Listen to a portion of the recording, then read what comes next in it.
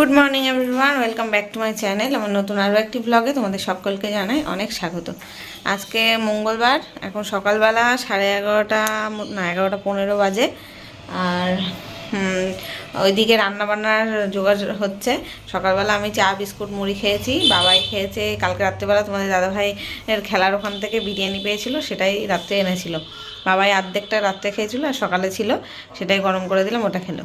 আর মা খেলো ভাত, এঁচোড় রান্না করেছিলাম, এঁচোড় দিয়ে ভাত খেলো। তোমাদের দাদাভাই গেছে স্নান টান করে মঙ্গলবার আজকে বজরংবলীর মন্দিরে পুজো দিতে, এসে হয়তো খাবে।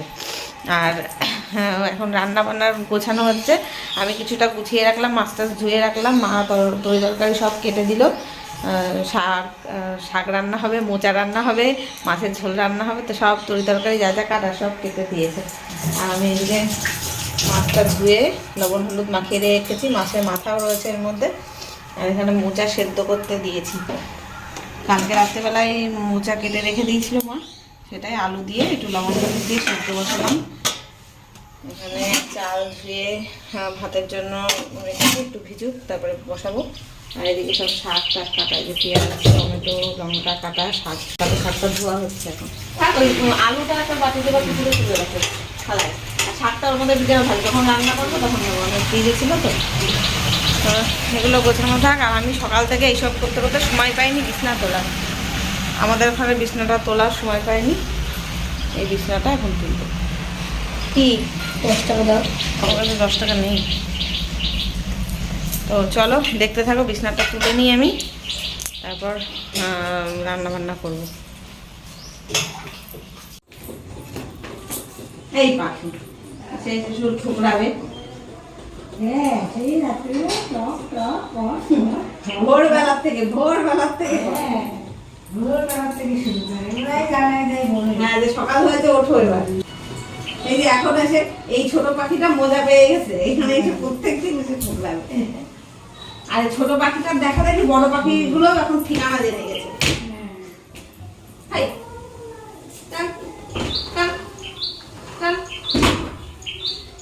ডাকে কেমন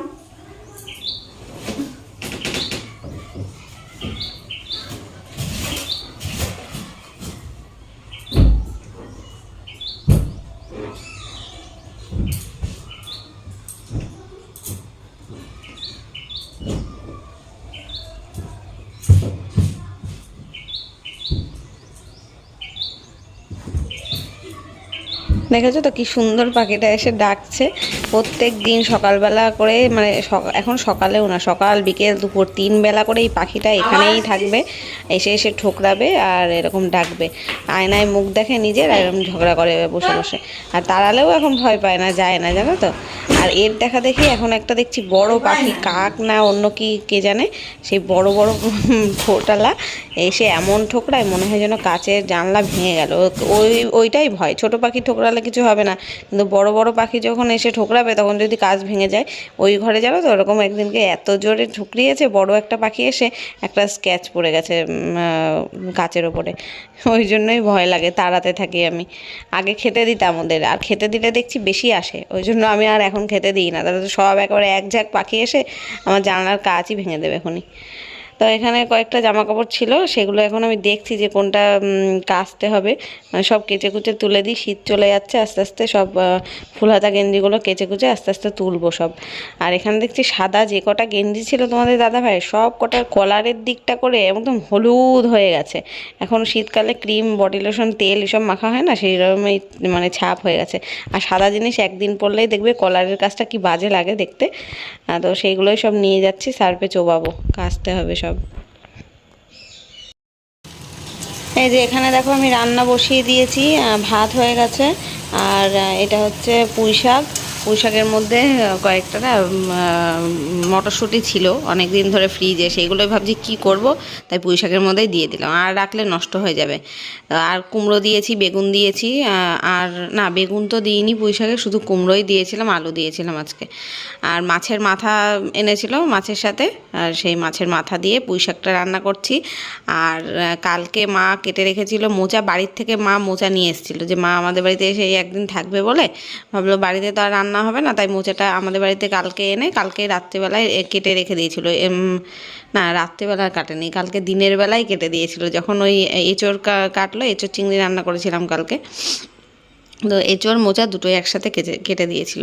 তো কালকে একটা রান্না করেছি, আজকে একটা রান্না করছি। কালকেও সেই চিংড়ি মাছ দিয়ে করেছিলাম এঁচোড়টা, আজকেও মোচা। তো চিংড়ি মাছ ছাড়া আর অন্য কিছু দিয়ে ভাল লাগে না। নিরামিষ করে করলেও হয়, তবে নিরামিষটা তোমার দাদাভাই আবার খেতে চায় না। এদিকে মাছগুলো না মা ভেজে দিয়েছে, আর চিংড়ি মাছটা আমি ভাজলাম এখন, আর পুঁই শাকটাও হয়ে গেছে, নামিয়ে নিয়েছি। মা সব কেটে কুটে গুছিয়ে মাছটাও ভেজে রেখে দিয়েছে। মাছগুলো অনেক ছিল না, ভাজতে সময় লাগে, আর আমি একটু কাজ করছিলাম, এডিটের কাজ ছিল আমার সকালবেলা, সেটাই করছিলাম। ওই জন্য মা এই কাজগুলো গুছিয়ে দিয়েছে। আর সেদ্ধ বসিয়ে রেখে গেছিলাম মোচাটা সেদ্ধ হয়ে গেছে সুন্দরভাবে। আর এখন দেখো মশলা কষিয়েছি, এর মধ্যে তেলের মধ্যে দিয়েছিলাম শুকনো লঙ্কা, তেজপাতা আর গোটা জিরে ফোড়ন, আর আদা, রসুন, পেঁয়াজ, টমেটো সব আর কাঁচা লঙ্কা দিয়ে একসাথে পেস্ট করা ছিল। সেই পেস্টের থেকেই 2 চামচ মতন পেস্ট দিয়েছি, আর জিরের গুঁড়ো, লঙ্কার গুঁড়ো, লবণ, হলুদ সব দিলাম, দিয়ে একদম কষিয়ে নিলাম মশলাটাকে। নিয়ে তার মধ্যে এই সেদ্ধ করে রাখা মোচা আর আলুটা দিয়ে দিয়েছি। এবার একটুখানি কষাবো ভালো করে, চিংড়ি মাছটাও দিয়ে দেবো, তারপর সামান্য একটু জল দেবো, আর দিয়ে ভালো করে কষাবো। জল দেওয়ার পরে একটু যতক্ষণ না জলটা শুকিয়ে আসবে, একদম তেল ছেড়ে দেবে, ততক্ষণ পর্যন্ত একটু ঢাকা দিয়ে রান্না করতে হবে। আর নামানোর আগে একটুখানি গরম মশলা দিয়ে নামিয়ে নেব। আর যদি নিরামিষ করে করতাম তাহলে আদা জিরে বাটা দিতাম, তাহলে আর পেঁয়াজ রসুন এসব কিছুই দিতাম না, আর নামানোর আগে ঘি গরম মশলা দিতাম। তো এটা যেহেতু মাছ দিয়ে করছি, ওই জন্য পেঁয়াজ আদা রসুন একসাথে বাটা ছিল, ওটাই দিয়ে দিলাম। আর আগে আমাকে একজন কমেন্ট করছো দেখছি যে জলটা কি করে ঢালতে হয়, একটুখানি টেকনিকটা দেখিও তো। তো আজকে তাই ভাবলাম তোমাদের সাথে সেটা শেয়ার করি। জল নেই একটা বোতলেও, মানে সকাল থেকে এত কষ্ট হয়েছে জলের জন্য, জল দিয়ে যেতে বলেছি, সে দিয়েই যায়নি। তো এখন বাবাইকে পাঠালাম ওদের বাড়িতে, গিয়ে বলে আসলো, তাই জল দিয়ে গেল 2 বোতল, 2 ড্রাম। তো একটা ড্রাম এখন ঢালবো আমি। একটু গায়ের দিকটা না একটু ধুলো টালো লেগে থাকে না, গাড়িতে করে ভ্যানে করে নিয়ে আসে, ওই জন্য আমি একটু মুছে নিই। তো আগে করোনার সময় তো ধুয়ে শুকিয়ে তারপরে তুলতাম, সাবান দিয়ে ধুতাম, আর এখন আর তা করি না, শুধু ওপরটা মুছে নিই। তো এই যে এইভাবে তুলে এরকমভাবে উবুর করে দিয়ে, মানে টেকনিক কীভাবে মুখ দিয়ে বলে বোঝাবো বুঝতে পারছি না। এই যে আমি ভিডিওতে দেখিয়ে দিলাম, এইভাবেই তোমরা ঢেলে দিতে পারবে। আগে আমি পারতাম না, এখন তো পেরে গেছি। তো এখন বোতলগুলোও ভরে নিতে হবে, কারণ খেতে বসে তখন জল থাকবে না। মা ওইদিকে ঘরে শুয়ে রয়েছে, টিভি দেখছে বোধহয়, তা আমি আর ডাকবো না, আমি এদিকে রান্না করতে করতেই ভরে নিই। একটা দুটো করে প্রত্যেকদিন এইভাবেই করি, রান্না করি আর একটা কাজ, আর একটা হাতের কাজ করে নিই এইভাবে। অন্য দিন তো আমার সবজি কেটে গুছিয়ে নিজেরই করতে হয়। আজকে তাও মা আছে বলে এগুলো তো মানে করে দিচ্ছে। মা শাশুড়ি মা এরা থাকলে তাও এই কাজগুলো কিন্তু আমার টুকটাক হাতের কাজগুলো করে দেয়। তো এই যে দেখো জল ভরে নিচ্ছি, আর এদিকে মোচাটা বসিয়েছিলাম, এখন মোচাটা কষাচ্ছি। এখন একদম গ্যাসটা কমিয়ে দিয়েছি, ওই অল্প একটু জল দিয়েছিলাম, এখন জল আর তেলের মধ্যেই কষাবো। বেশি জল দিয়ে দিলে না আমার ভাল লাগবে না, বেশি জোরে ফোটালে। গ্যাসটা সিমে করে রান্না করলে না সেই রান্নার টেস্ট বেশি সুন্দর হয়, আমি মানে দেখেছি। তো এই যে দেখো হয়ে গেছে একদম। আর গরম মশলাটা এবার দেবো ওপর থেকে, দিয়ে নামিয়ে নেব। গ্যাসটা বন্ধ করে গরম মশলা দেবো। তো চলো নামিয়ে নিই, দেখতে থাকো। আর এখন শুধু মাছের ঝোলটা করলেই হয়ে যাবে। মাছগুলো যখন ভাজাই রয়েছে, ওই জন্য বেশি একটা সময় লাগবে না। আলু ভাজবো আর মশলা কষাবো, ব্যাস মাছের ঝোল কমপ্লিট হয়ে যাবে। তো দেখতে থাকো তোমরা, আমি রান্নাটা করে নিই।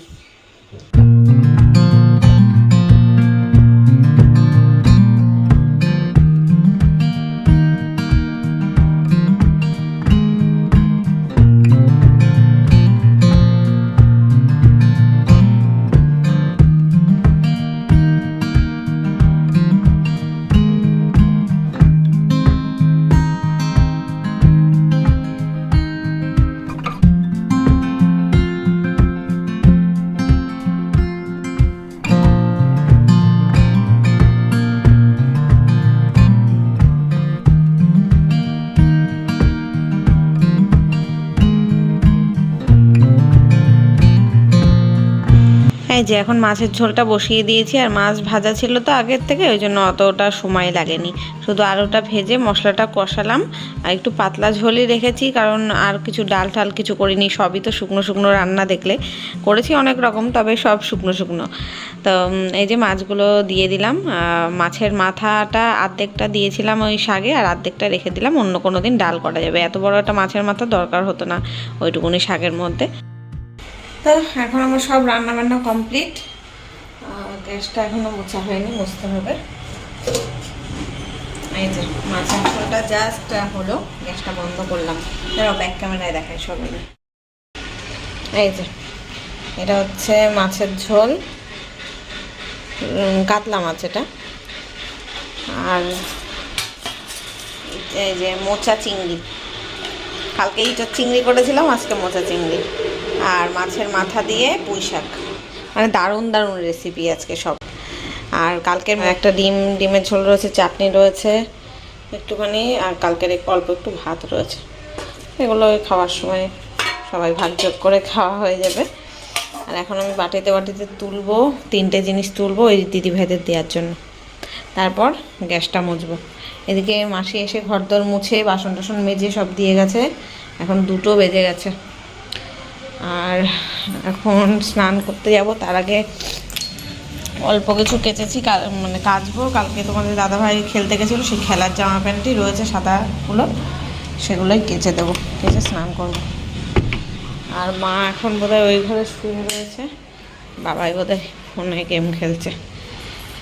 তো চলো পরে আসছি, গ্যাস ট্যাসগুলো মুছে নিই, স্নান টান করে তারপরে আসছি।